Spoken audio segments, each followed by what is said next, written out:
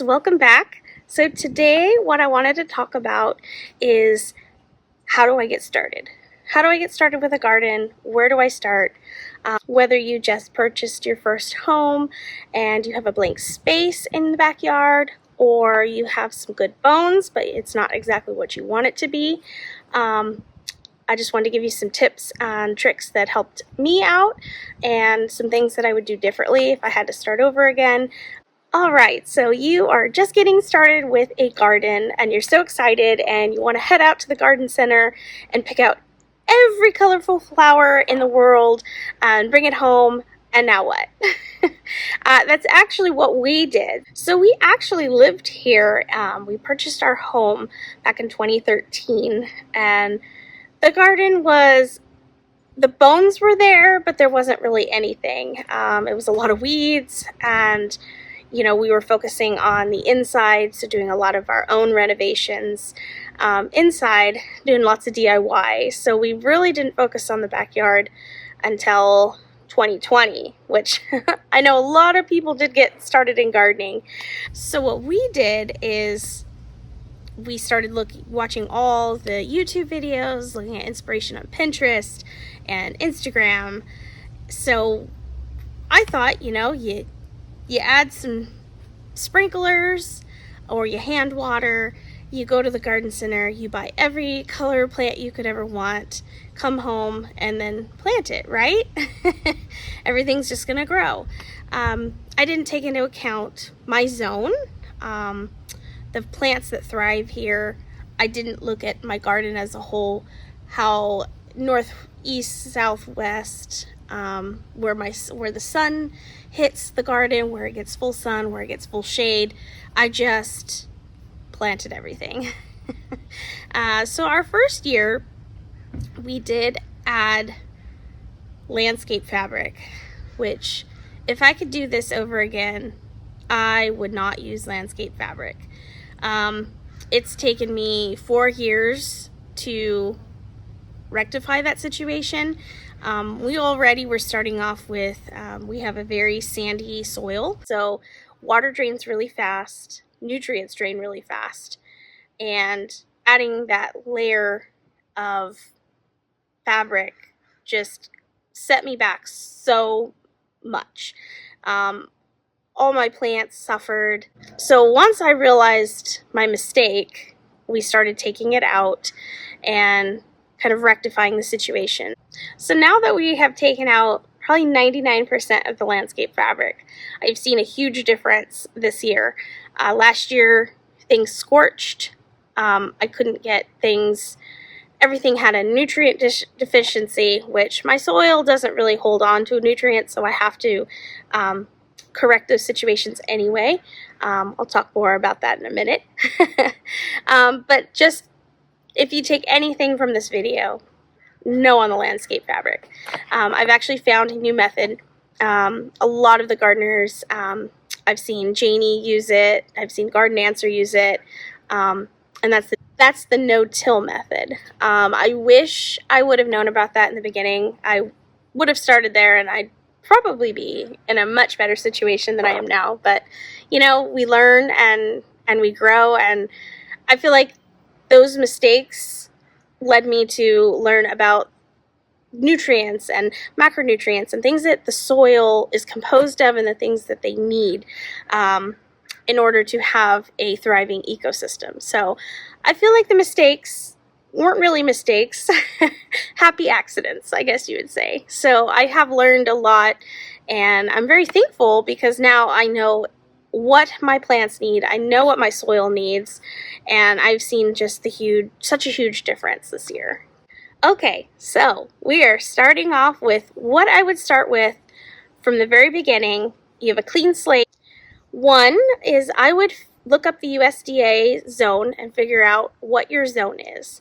Whether you're in zone 3, you're in zone 10, zone 6. Figure out what your zone is, which also it is something to take with a grain of salt, which everybody knows that I like to push my limits with my zone, because I'm in zone 9B, Northern California Bay Area, which is a lot different from zone 9B, say Texas, where they have a lot of humidity. we both have a lot of heat in the summer, but very different climates, even different microclimates. So we are in Bay Area. We're right by the Delta, so we still get that hot heat, but I feel like even just from one town over, we tend to be a little bit cooler. After you figure out what your zone is, figure out what flowers and plants speak to you. Don't plant something just because it thrives well in your area. Plant it because it's something that you really love, something you're going to enjoy.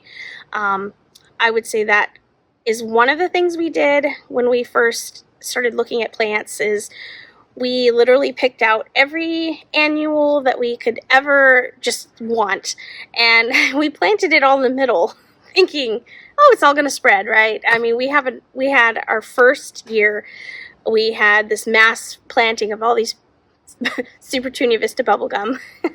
But it was beautiful, but it's definitely, we kind of were figuring out what we liked, figuring out what worked and where. But before you head out to the garden center, you should really think about your infrastructure. How are you going to water your garden? Also, is it accessible? Do you need ladders to get up? Do you want raised beds? Are you going to grow vegetables? Is it just going to be ornamentals? Because it also depends on what you want in your garden, so you can really figure out your irrigation situation. Do you have a sprinkler system set up? Do you want an automatic sprinkler system? Do you want drip tubing? We were fortunate enough to have sprinklers set up all throughout the yard, so that was something we didn't have to worry about. One thing we immediately switched to is we had our controller for our sprinkler and irrigation setup was one of the manual dials. My husband being the tech guy that he is, we immediately switched over to a Wi-Fi control from your phone. So we use the Ratio system, and it's been amazing because, sometimes it's 110 outside and it's too hot for you to go out and water. You just pull up your phone, add a few minute drips cycle, and it's been really great. So highly recommend getting a Wi-Fi or app controlled system if you can. But back to your setting it up. So we were fortunate enough to have the sprinklers, but they were actual sprinkler heads throughout the garden bed, and that's not something I wanted. I wanted to convert it to drip. So we picked the brand that we wanted to stick with, so we chose Rainbird. So we found adapters from Home Depot, and I watched a lot of YouTube videos on how to set things up, got a lot of inspiration. So what we ended up doing was converting each head to drip and using our 1/2 inch black tubing as our supply line, and we did it in a grid fashion. So I'll put it up on the screen here. So doing the grid system, it allowed us to tap off of this to use either 1/4 inch spaghetti tubing with emitters on the end, or using the ones that have the emitters built in every 6 to 8 inches. I do have kind of a mixture out there because I wasn't really sure what I was doing. We did add some of the 1/2 inch with the emitter holes every 8 inches as well throughout the grid in our garden bed. If I had to do it over, I probably wouldn't do the emitters throughout. I would probably just use the black supply tube. Still do the grid because that allows less of the spaghetti tubing, but then I can spot to each one and not have a lot of wasted water where I don't have plants. Which ultimately my goal is to have this thing filled up more of a cottage vibe, so it's okay. Okay, so you've figured out your zone, you're getting some plant inspiration, and now you have your irrigation set up. Now what? So if you don't do the till method, you don't do the fabric landscape fabric, which I will say landscape fabric does have its use. If you're doing like a rock garden or somewhere where you absolutely are not going to be planting anything and you don't want weeds coming up, then I would say yes. Or you have a weed problem that you're just not able to spray out, I would then use it. But do your research, because I have found that not just from people talking about it, but in my own experience, that it really has caused a negative impact on my garden. Okay, so now what do we do next? So what I would recommend is getting a soil test. You can go out to your local big box store. They have rapid test kits that you can do yourself. Or what I like to do is I ordered the My Soil Test Kit. I'll put a picture right here. Where you actually take samples from wherever you want analyzed, send it out, and it goes out to a lab. They do their analysis, and then they send you back in an email what is actually in your soil, what nutrients you're missing or have too high of, or what macronutrients. So I found, because our soil is 90% sand, which is so funny because my dad and my mom live one city over, and their soil is so much different. We have sand, so all the nutrients just drain right through. So if you think of like a beach, you're playing with sand on the beach, the water is just going to go right through. So when the water drains through, it's taking all the nutrients with it. So I have combated that with blood meal to replace the nitrogen, which I do every couple months. And then also for our iron, I do supplement with chelated iron. And I have noticed just the biggest difference. I do plant everything using my favorite Biotone starter fertilizer. So that's been a big thing, is keeping up with my fertilizing schedule. So if you find that you have, too high of pH and your iron is being locked up, you can use something like soil acidifier to bring that down, so it'll unlock your iron and some of your other micronutrients. I have found that the chelated iron has been so helpful to combat against chlorosis, which I do notice a lot in my roses. So it's been a game changer knowing what my soil needs. And I've also done that with my lawn. And it's funny because I always get the rust disease, and it's actually because we don't have enough nitrogen. So I do like to fertilize with more of an organic fertilizer. So I do like the Espoma lawn food. I will use that every couple months as well, just to keep my lawn nice and green. I know lawns are controversial, but I do love my lawn. I love mowing it. Alex loves playing on it, so for the time being, I can't give up my lawn. In the front, I can kind of make it slower because I want more planting space, but it is nice to know what you're missing in your soil so you know how to replace it. When you're setting up your drip, I would recommend getting some kind of little organizing system, so it's something that you can take with you around your garden easily. If you find a spot that's popped a hole, or you notice a leak, something is easy that you can come out, and it's called all your drip emitters. One thing I wish companies would do is color coordinate their emitters. So Rainbird may be different from Orbit, from Drip Depot. So just make sure that you're looking at your brand and know what you're using. So the blue for Rainbird would be 1/2, black is 1, and red is 2, which I use a lot of the 2 gallon per hours for all my hydrangeas. Sometimes I'll even add 2, so I have multiple, just because hydrangeas love water so much. But that's also been very helpful, just so I have all my drip parts. I have my 1/2 inch drip parts just kind of organized and ready to go when I need it.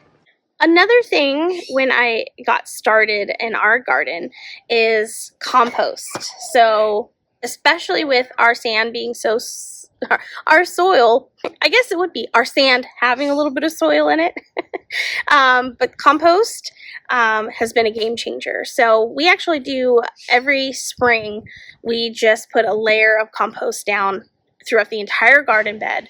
But you definitely want to amend with something with a lot of organic material that's just going to help bring some more life into your soil. All right, so now you are amended.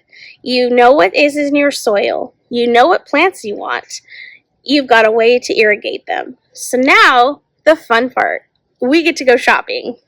So like I said in the beginning, we didn't think about like our anchor plants, our perennials, our shrubs, our trees. We just were focused on our color. So the first year we just wanted color. So we just went with annuals, which I think sometimes is a good idea because you can kind of get a feel for what you want in your space, what colors you like, what feels right to you. So once you kind of figure that out, start planning out what you want for your anchor plants. So whether they be hydrangeas, shrubs, flowering shrubs, trees, a mixture of all, which is something I love to do. And don't settle for something that you think, oh, well, this is okay, it'll do, because you're not going to be happy. You want to look out in your garden and you want to be inspired and just, you want to feel so happy and proud of what you've done. So go with the things that you want. And sometimes buying the bigger, the bigger plant, you get more instant gratification. I love when my husband and I are out shopping and I'm like, well, I'll just get this one. It'll grow. It'll take some time. And he says, you know what? YOLO. Just go for the bigger one. I'm like, all right. So definitely pick out your anchor plants. Get a good variety of what you want and get those planted. Pick out your perennials and then pick out your annuals. Having a good mixture of all of those is going to make your garden look so beautiful, and you're going to be so happy because you're going to have so much structure and color and just beauty. Well, thank you guys so much for watching. I hope you guys got something out of this video.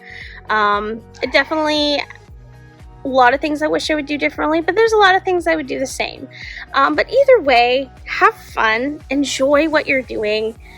It's not work when you're having fun like this. And so just make sure you're doing what you love and enjoy it and have fun. And thank you for letting me share a little piece of my garden today.